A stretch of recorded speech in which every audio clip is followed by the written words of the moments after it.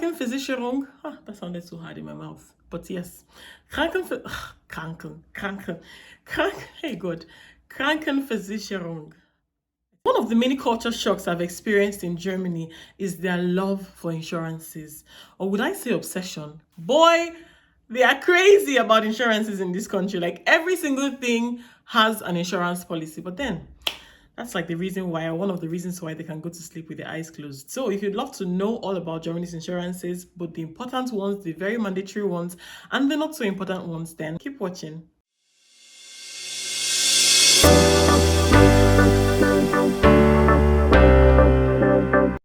Hey guys, what's up and welcome back to another video. If this is your first time stopping by, hi, my name is Kelechi. Please be a part of our community by clicking on the subscribe button. And to the new subscribers as well as the returning subscribers, you guys are the very best, the absolute best.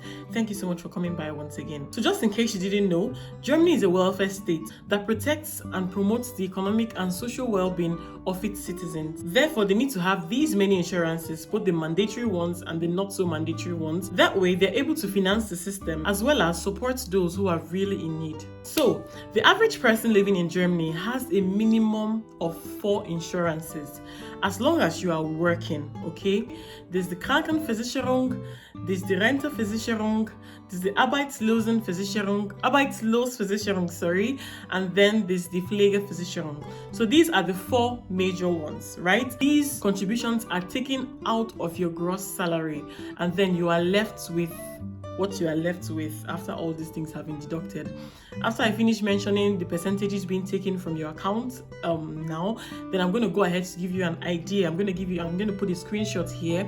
That way you're going to have an idea of what you are left with depending on what you're earning, okay? Just an idea. So the first is the Krankenversicherung, which is the health insurance, and this is 7.9% of your gross income. Just in case you didn't know, in Germany, we have a health insurance system where every month you get to pay the contribution and you can visit the doctor as often as you want, as much as you want, okay? But then the Krankenversicherung doesn't cover every single thing, just to put this out there. For example, if you have to do some cosmetic,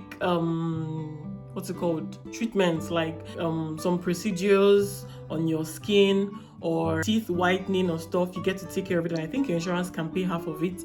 But these kind of extra things are not paid for by the insurance, but other very important things are taken care of by your insurance. But it's very important to note, before you go to get anything done, just ask questions, because you might be shocked. Something that you feel may not be paid for by the insurance would actually be covered. So always inquire before you move, okay? Now, the second is the Rentenversicherung, which is 9.3% of your gross income. So Rentenversicherung is your pension insurance. So after all is said and done, when you're weak and old and you can't work no more, that is the money that would be paid out to you on a monthly basis. And to be very honest, it is peanuts. So if you have a way of being privately insured, or you have a way of getting another side hustle that can take care of you and be a source of livelihood for you in your old age, so that you don't solely depend on the Rentenversicherung or the pension insurance, the better for you, okay?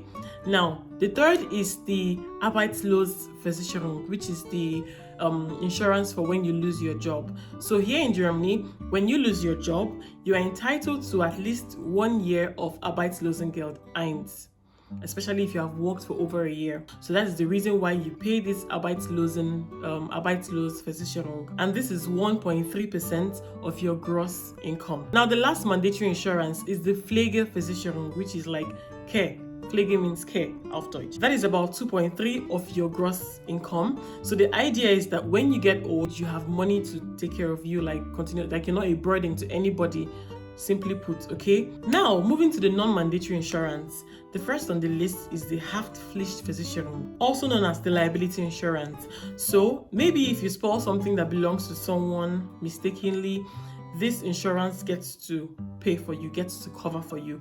And the insurance for this, the contribution for this insurance starts at €5 per month. The next in this category is the Kfz-Versicherung, otherwise known as the car Versicherung in English. So this is for everybody who owns a car in Germany.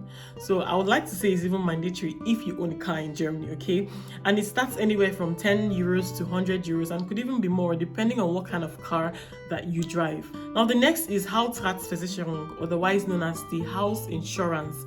So how it works is that if you have very expensive property in your space and you live in a neighborhood that is not so safe, that is prone to, burglars and everything, then you might want to have this insurance. Or maybe you'll be traveling for a long period of time and you don't really trust that everything could be safe in your space, in your apartment, then you could sign up for this insurance, and it covers for anything that is damaged, stolen, or broken in your apartment. This also includes fire outbreak, and this insurance begins at €7 per month. Still in this category, the next is the Rechtsschutzversicherung, meaning legal expense insurance, okay? So this one is particularly for people who are in love with lawsuits and would love to, see you to court at the slightest chance, because normally taking care of legal expenses in Germany is very pricey. So with this insurance, you are safe and you have your legal expenses covered, all right? The next in this category is Unfallversicherung, otherwise known as the accident insurance. So this is for people who literally love to, apart from the normal people that could have accidents. I mean, even though Germany is very safe in such a way that the roads are, the possibility of having accidents on the roads are very slim, and also people are taught properly how to drive. So before you carry a car to come out, you're very sure that you know how to drive. So accident rates are very minimal in Germany. However, this Unfallversicherung, it could happen to anybody. Like accidents could occur on the highway, on the road, and anything, and you could be involved. So some people go for this insurance, but it's largely for people who are very adventurous with their lives, okay? And this starts from about €7 per month. So it takes care of you if you lose a body part in an accident or something.